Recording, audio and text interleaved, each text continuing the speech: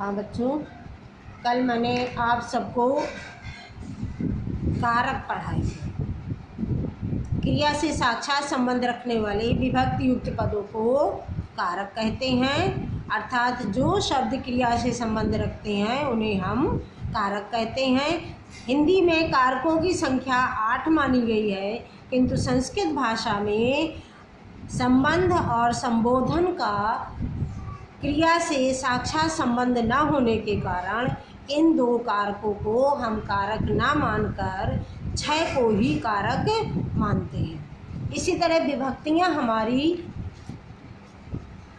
7 होती हैं, किंतु कुछ लोग संबोधन को भी विभक्ति मानते हैं, किंतु संबोधन में हमेशा प्रथमा विभक्ति का प्रयोग किया जाता है, इसलिए विभक्तियाँ भी हमारी 7 होती हैं। इस तरह से मैंने तालिका बनाई थी, आप सब इसको याद कर लेंगे।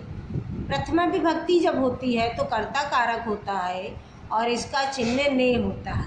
द्वितीया में कर्म कारक चिन्ह को, तृतीया में करण कारक चिन्ह से और के द्वारा, चतुर्थी और पंचमी ये सब आप सबको मैंने लिख करके दिया है।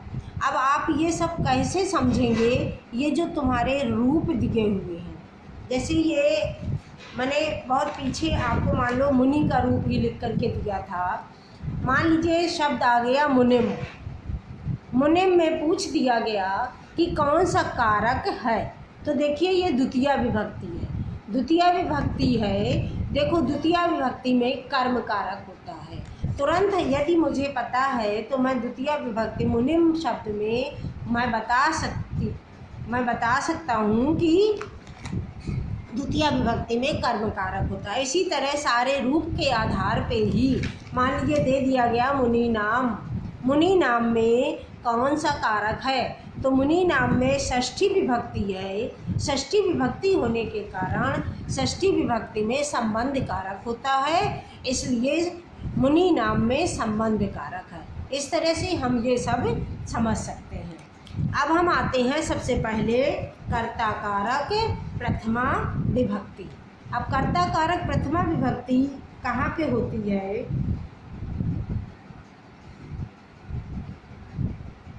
किसी भी क्रिया को स्वतंत्रता पूर्वक करने वाले को, क्रिया को स्वतंत्रता पूर्वक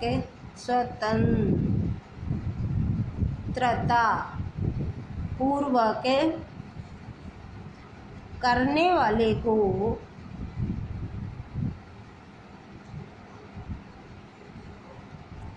कर्ता कहते हैं।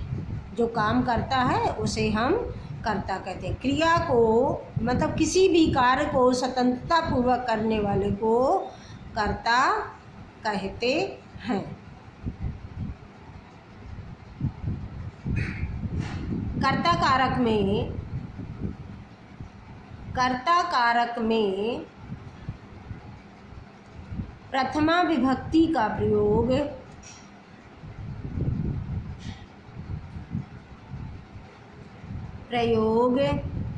किया जाता है।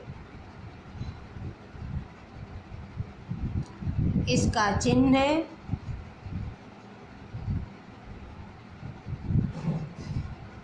ने है। जैसे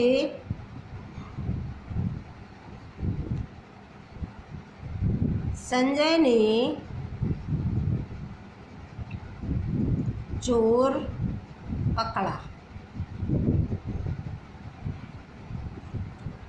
यहाँ पर ने चिन्ह हमारा कर्ता कारक का है। संजय हमारा कर्ता है और चोर पकड़ना हमारा ये क्रिया है। इसलिए क्रिया को स्वतंत्रता पूर्वक संजय कर रहा है, इसलिए ये हमारा कर्ता कारक है। यहाँ पर तो कहीं कहीं ये ने चिन्ह छिपा होता है, जैसे अंजू खाना खाती है, राम घर जाता है, इस तरीके से ये कहीं कहीं पर छिपा भी होता है। अब हम देखते हैं आपकी पुस्तक में कारक वाला जो दिया हुआ है, ये देखिए कर्ता कारक। यानी प्रथमा विभक्ति। बालः धावति, बालः यानी बालक, धावति माने दौड़ता है, एक बालक दौड़ता है। बालो खेलतः, ये बालो यानी द्विवचन हो गया, दो बच्चे खेलते हैं। बालाः हसन्ति, बहुत से बच्चे हंसते हैं। ये हमारा पुल्लिंग में हो गया। ये कर्ता कारक हमारा, कर्ता हमारा पुल्लिंग में भी होता है, स्त्रीलिंग में भी होता है और नपुंसक लिंग में भी होता है। इसलिए यहाँ पर पुल्लिंग, स्त्रीलिंग और नपुंसक लिंग तीनों लिंगों में और तीनों वचनों में ये रूप हमारे दिए हैं। जैसे कन्या, देखो ये पुल्लिंग था, ये तीनों पुल्लिंग के थे। अब ये तीनों कन्या पठति यानी कन्या पढ़ती है, कन्ये पठतः ये दो कन्याएं पढ़ती हैं। कन्याः नृत्यन्ति यानी कन्याएं नाचती हैं। आगे दिया हुआ है पुष्पम, पुष्प हमारा नपुंसक लिंग का है। पुष्पम विकसति फूल खिलता है। कमले विकसतः, कमले यानी दो कमल खिलते हैं। पत्राणि पतन्ति बहुत से पत्ते गिरते हैं। तो कुल मिलाकर के इसमें कहने का भाव ये है कि जो कर्ता हमारा होता है वो पुल्लिंग में भी होता है, स्त्रीलिंग में होता है और नपुंसक लिंग में होता है। एक वचन में, द्विवचन में और बहुवचन यानी तीनों वचनों में और तीनों लिंगों में कर्ता कारक होता है, जिसमें हमारी प्रथमा विभक्ति लगाई जाती है।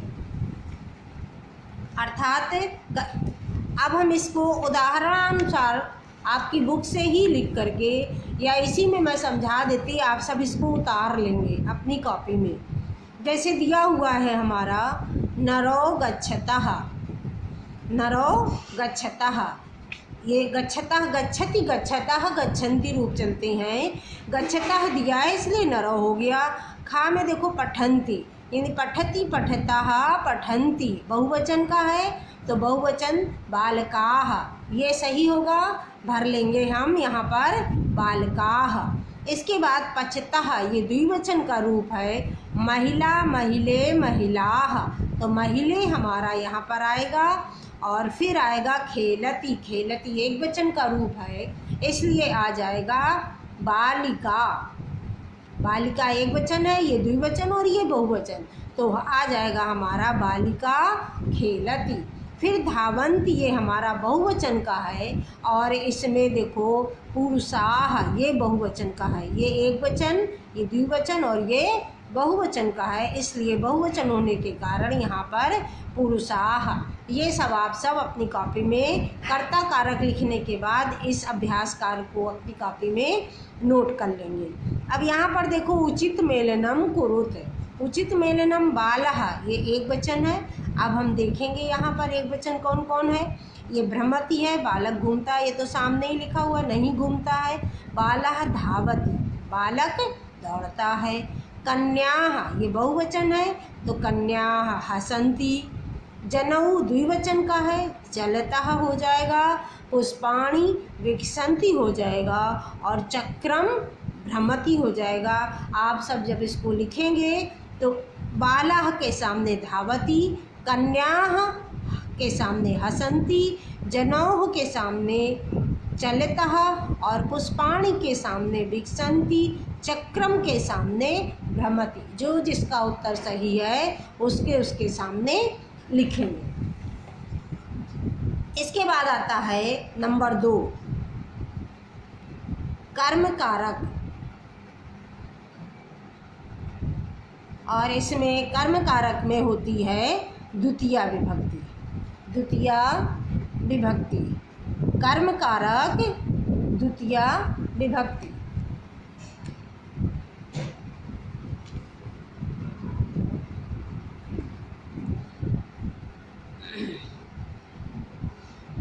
कर्ता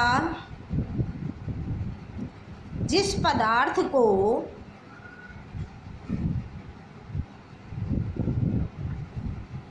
सबसे अधिक चाहता है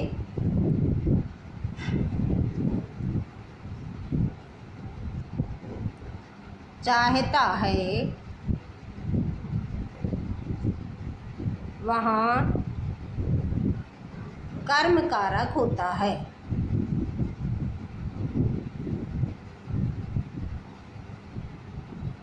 कर्म कारक में द्वितीय विभक्ति का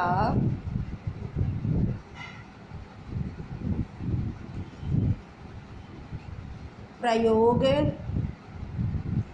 किया जाता है।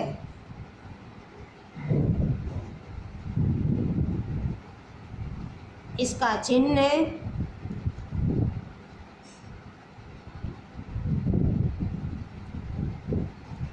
को है। इसका चिन्ह को है।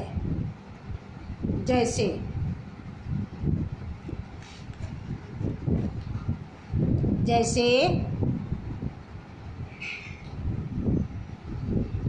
राम ने रावण को मारा। राम ने रावण को मारा, तो रावण को ये हमारा कर्म है, इसलिए यहाँ पर कर्म कारक को चिन्ह, कहीं कहीं ये हमारा को चिन्ह छिपा होता है। जैसे गीता फल खाती है। अब यहाँ पर देखो, गीता फल खाती है, गीता हो गया कर्ता, खाती हो गया हमारा क्रिया, और ये फल हो गया हमारा कर्म। तो कर्म में को चिन्ह होना चाहिए, लेकिन को चिन्ह नहीं है।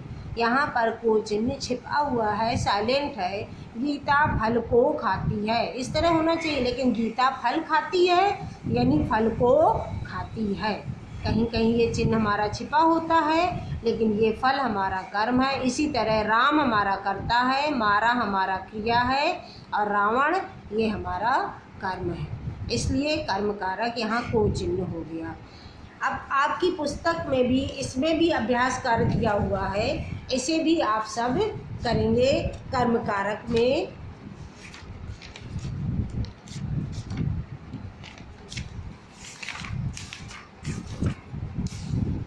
ये देखो, ये दिया है कर्म कारक, समझो। कर्म कारक जनाह बालम पश्यन्ति, जनाह माने लोग, बालम माने बच्चे को, पश्यन्ति माने देखते हैं, लोग बच्चे को देखते हैं। जनाह बालऊ पश्यन्ति, लोग दो बच्चों को देखते हैं। पहले एक बच्चे को देखा, फिर दो बच्चों को, जो ये ग्रीन नीला है इसी को देखते हैं। बालऊ माने बच्चों को, दो बच्चों को। जनाह बालान पश्यन्ति, लोग बहुत से बच्चों को देखते हैं। जनाह चटकाम, चटका देखो स्त्रीलिंग आ गया, ये पुल्लिंग, ये स्त्रीलिंग, ये नपुंसकलिंग।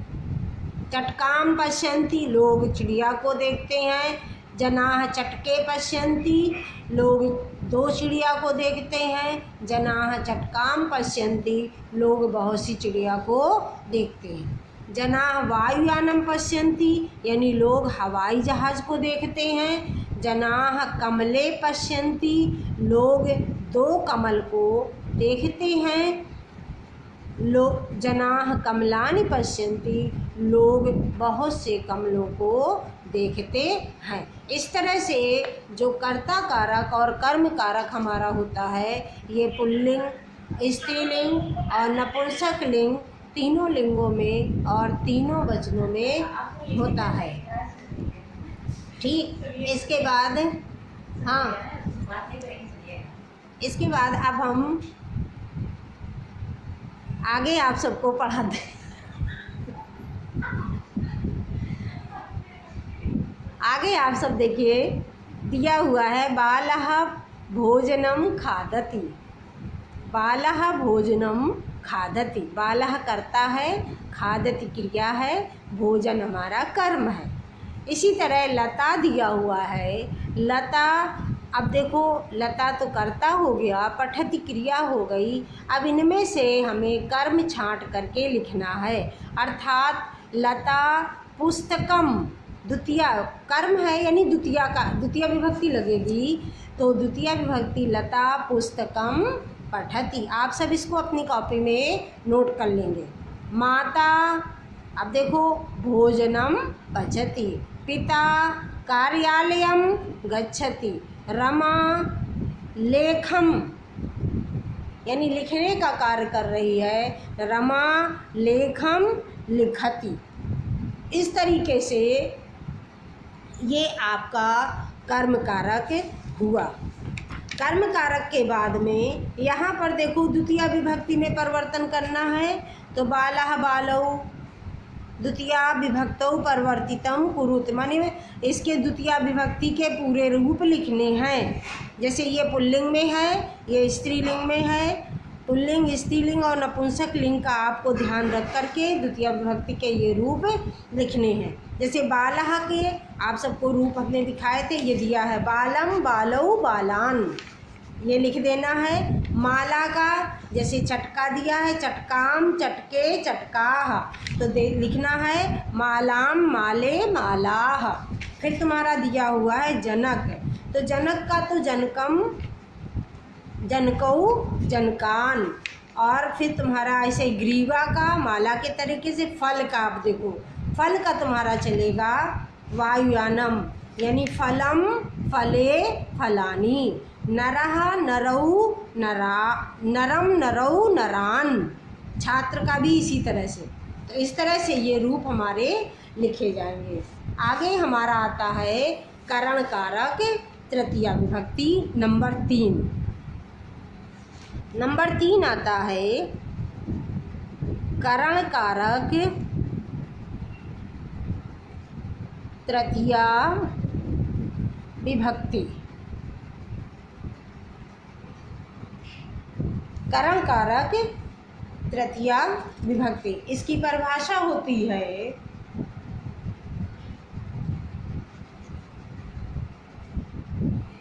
कर्ता जिसकी सहायता से, कर्ता जिस साधन की सहायता से या जिसके द्वारा, जिस साधन के द्वारा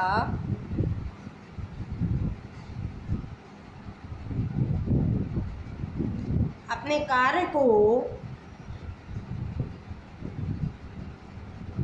को पूर्ण करता है,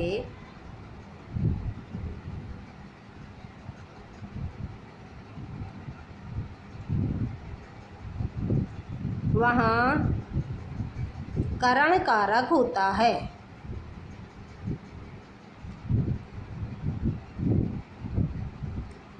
करण कारक में तृतीया विभक्ति का प्रयोग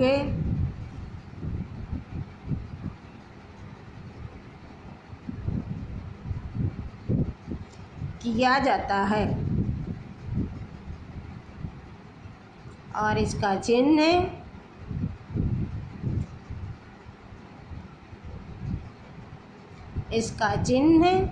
से के द्वारा है, से के द्वारा है। ठीक, जैसे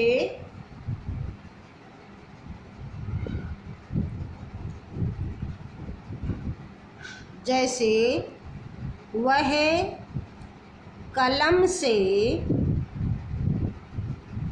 लिखता है।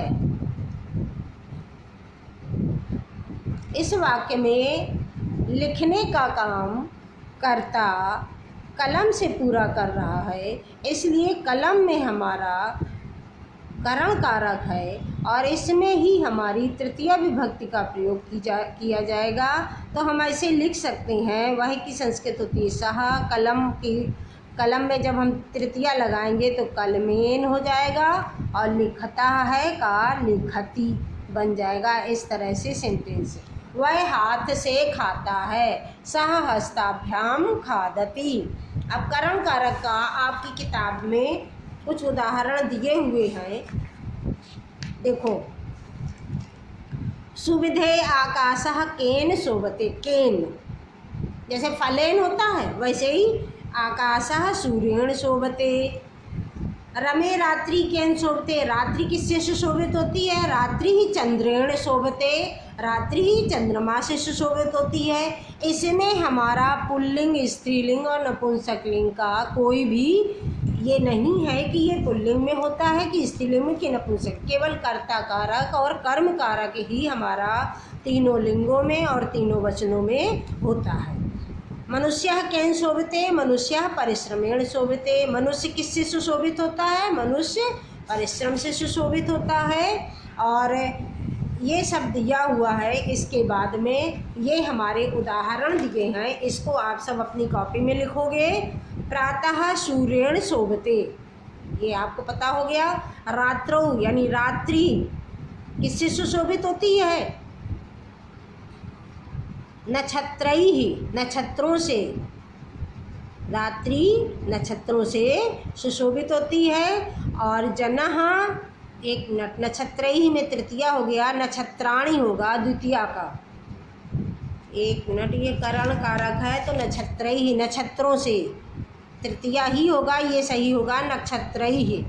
रात्रौ नक्षत्रैः शोभन्ते, जनः परोपकारेण, सब में तृतीया जोड़नी है आपको, परोपकार से सुशोभित होते हैं। उद्यानम लताभिः सुशोभते, और वृक्षाणाम शोभा पत्रैः, पत्रम एक वचन है, पत्राणि द्विवचन है, और ये पत्राणि बहुवचन का है किंतु प्रथमा और द्वितीय विभक्ति का है, हमें तृतीया विभक्ति जोड़नी है, यानी पत्रैः होगा। वृक्षाणाम शोभा पत्रैः भवति। इसी तरह बहुवचन में परिवर्तन करना है। फलम फले फलानी, यहाँ पर फलानी हो जाएगा। पुष्पेण का पुष्पेण। अब ये देखो पुष्पेण दिया हुआ है तुम्हारा, आगे तृतीया के रूप आप देख करके इसको लिख सकते हैं, या तो फिर लिख करके हम कल आपको देंगे। धन्यवाद बच्चों।